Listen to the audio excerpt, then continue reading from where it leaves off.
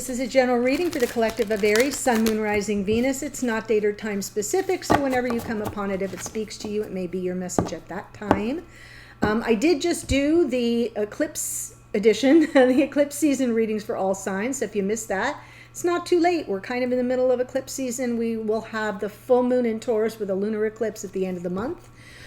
So it's not too late to check in with the current energies for all signs for, and I did it by individual sign for eclipse season. We're moving into Scorpio season, out of Libra season. I know all the seasons are upon us here. So be aware of that subtle change into the intensity of Scorpio season. Yeah, if you're here as a cross watcher for an Aries, that's great. This spread, if you feel the need to reverse the energies, that's fine. And if you're new to the channel, welcome. I do hope if you enjoy the reading, you'll consider joining us here by subscribing. Yes, and what that does is it helps get the messages out to other people just like you who need to receive them. And it is your way as part of this light workers collective to pay it forward. And I greatly appreciate it, and I know other people do as well. So thanks in advance. I'm pulling from angels and ancestors to activate the reading. Let's see what comes through. This is for Aries, Sun, Moon, Rising, Venus. Fire Guardian, but of course, Aries, ignite your passions. Perfect. Fire meet fire. Fire Guardian coming through. Ignite your passions.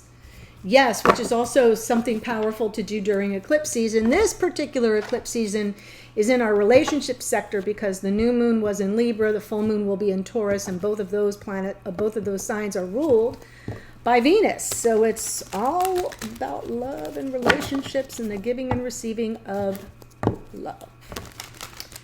So you got some passions burning for someone. This is the time. All right. I will pull this spread, doing the split soulmate spread. I'll give you my general impressions. We'll let the clarifiers give us the details. So here we go. Overall energy for the reading is the Two of Wands, and that is talking about your desires and choosing a path. What's the path forward for you? Well, first of all, what do you really want? And once you're clear around what you desire, which path is more likely to get you there? And what do you need to set in motion so that it arrives? Okay, and now let's see what we've got for your person's energy. Wow, 3 major arcana. So whatever is happening is pretty powerful.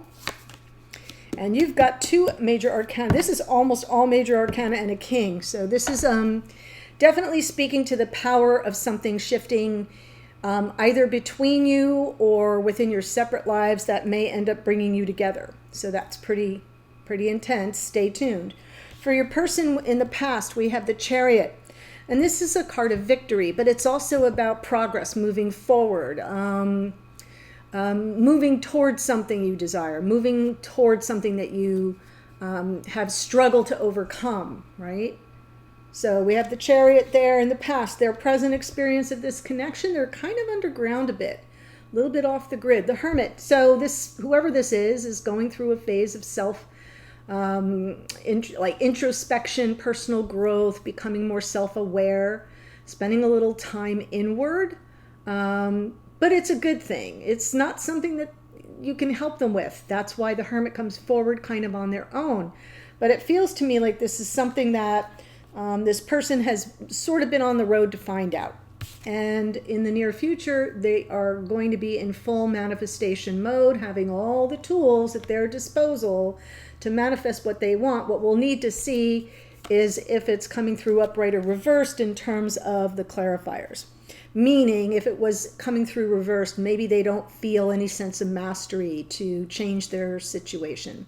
I'm only saying that because I see the Hermit. For you in the past, King of Swords. So whoever this person is, this could be and this does feel like it's coming through as a person and not necessarily as your own energy, but somebody that kind of a little mysterious, maybe not super communicative, a good communicator, but selective about what they say is what I think I'm trying to say. A person of honor and integrity, somebody who values what others think of them.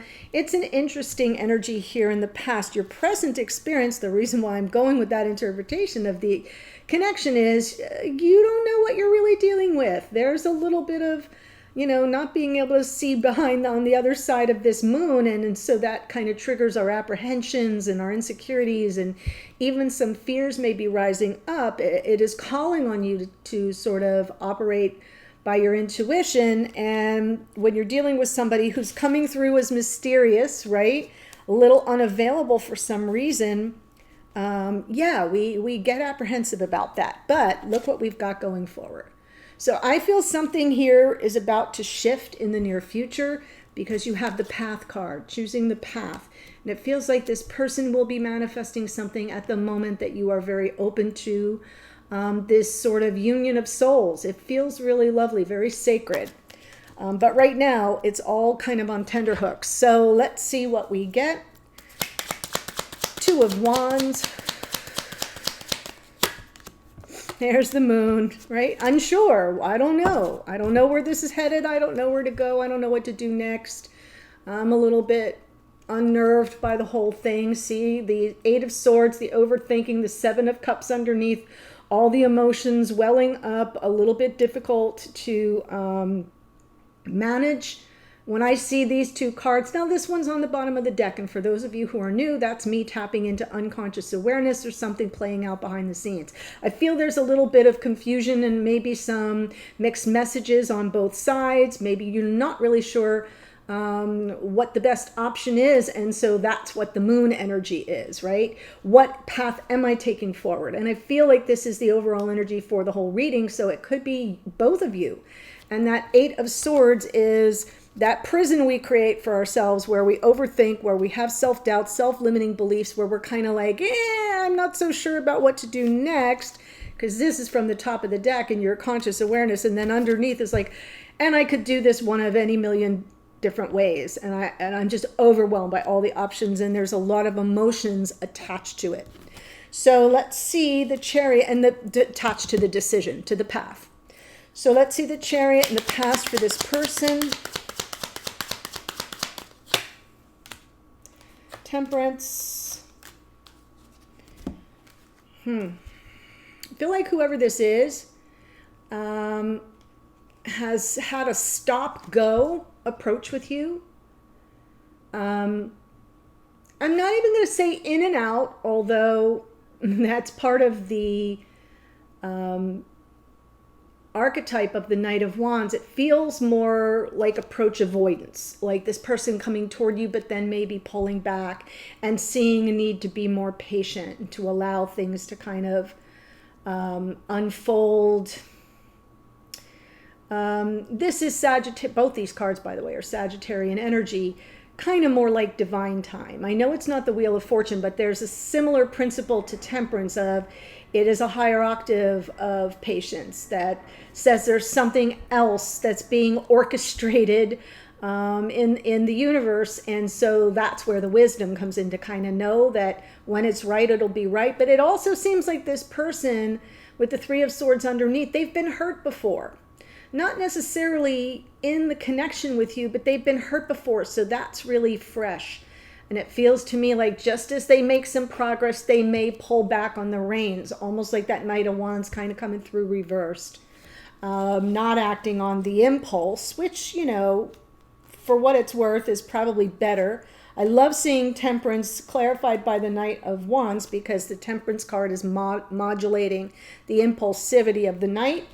But this is somebody who, whatever they do, they want to be successful. They want it to kind of come off without a hitch, and I feel like I'm seeing a lot of stop and go. So let's see the Hermit, which is their present experience of this connection.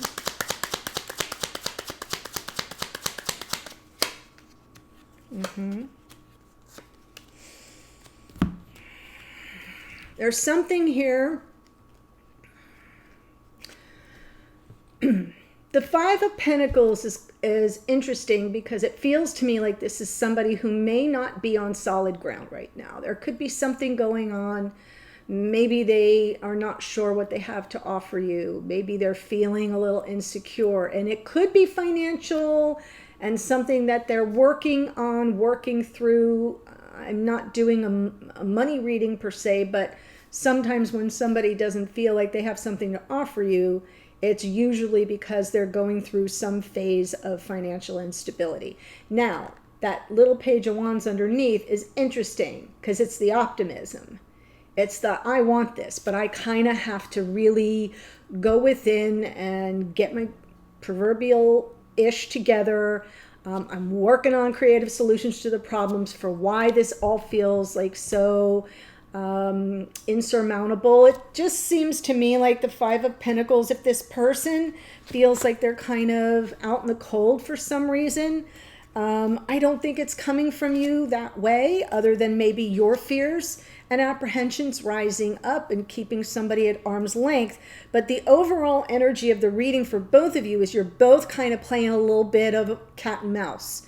And here we have the mouse. So, you know, when I say that, I mean the one hiding out. And it feels like they're really trying to work through something, and it may be something that is within themselves, because we start with the Hermit. That's an inside job, right? So whatever that Five of Pentacles, that's why I'm talking about their own self-worth and value. But yet they're still optimistic. I feel like this is somebody who is on some level desirous of reaching out, of communicating with you, of receiving the warmth that they get from you, because they're kind of feeling a little bit forlorn. Yeah, life doesn't seem to be treating this person very well right now for some reason, but they are still a little optimistic. Now let's look at the Magician. In the future, yeah. This person wants to be able to be in a reciprocal relationship with you. I don't think they're there yet. I think they don't think they have what it takes to be able to be in that kind of an equal give and take. And it does feel like it's security oriented, stability oriented, because in the future, here's all the stability. Yes, I can build a life with someone. Yes, I have what it takes. I can give as well as I receive, and I can move beyond this weird, whatever phase this person is going through. Their experience of this connection is they want to work through their stuff, okay? Because this is where they want to head, and it's what they'll be working to manifest. So I am seeing the Magician upright. I feel like this person will be focused on that going forward. Right now, they're focused on themselves.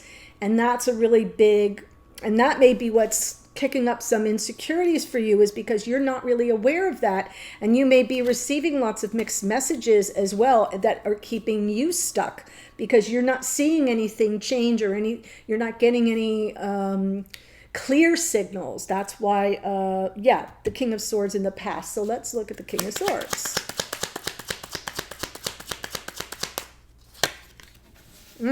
Beautiful. Yes. Divine feminine energy in that Empress. Yep. So you've been having to operate on intuition with this person for a while.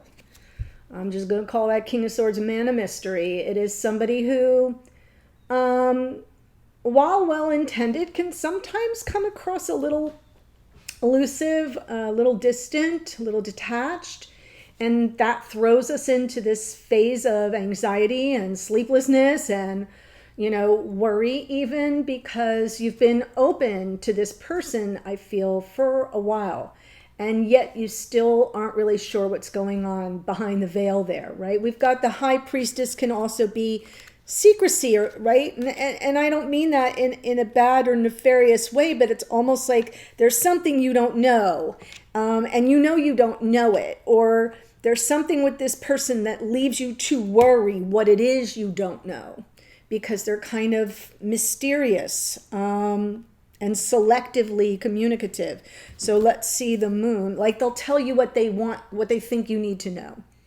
And there's a need to know basis kind of energy from the King of Swords. And it is a strategy, by the way. The King of Swords is the ultimate strategist of the tarot. So that could be really, and because we have the Three of Swords over here, I think that's why. This is someone who doesn't want to get hurt. Aw, look at you. I love this. So yeah, on some level, some kind of insight is available to you, but it's not, it hasn't reached you yet internally. Like you haven't had your aha moment. But because I see this Ace of Swords, it's telling me the aces are all gifts from Spirit. You see Spirit handing you that sword, but it's in your unconscious awareness. It's kind of floating back there. And I feel like that's part of the fear, is that it's not in your conscious awareness yet. And yet it's kind of nagging at you, right? And we got the Ten of Wands and the Four of Swords. Like, I just want to unburden myself. I don't want to live with this sort of tense, apprehensive, little teeny bit triggered energy, if I might say so myself. Like, I'm feeling like it's triggering you on some level, like where you're doubting yourself, Eight of Swords, and you would really rather just have it all be cleared and unburden yourself and sweep that all away. And I feel like there's some kind of insight trying to make its way into your conscious awareness, and it just hasn't hit you yet. But once it does, you'll go like, oh, that's what she was talking about. Now I see that.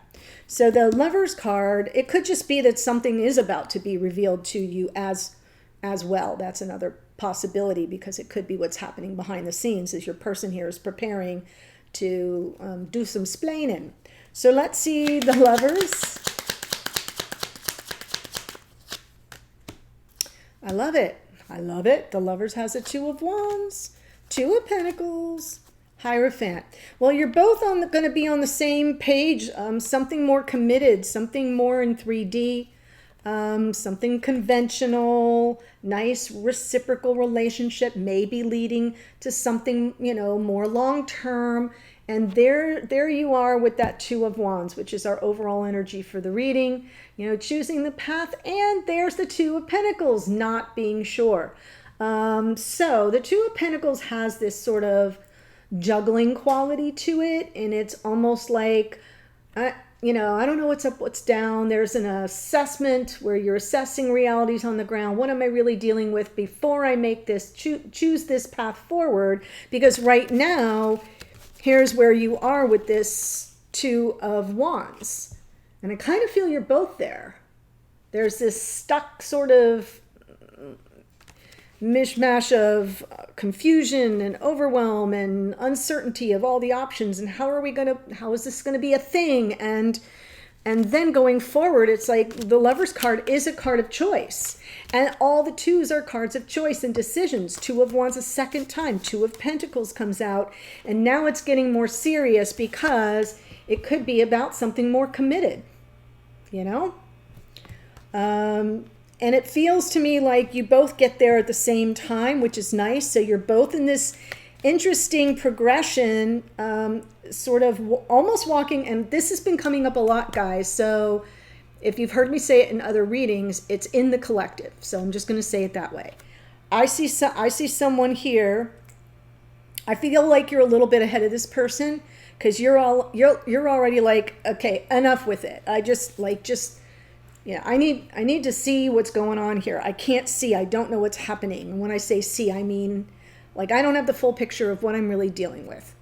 And you just want to offload that. You're kind of like, yeah, this is a lot. It's stressful.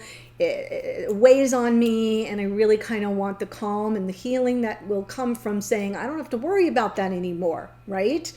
And this person is sort of in the same time that you're going through that. They're a little bit more going through their own rough patch and not seeing that they have anything to offer you. You think they do, but you're not sure what's going on with them, because they're not really speaking or communicating the truth of that, which is why this Ace of Swords is here. But it feels like you're on these parallel tracks, and in the near future, these paths converge. So that's what's coming. And it feels like it's kind of happening at the same time. This person's having a lot more personal changes. You're having more of a relational landscape situation happening, but you get to the same point at the same time. And isn't that kind of how we want it? All right.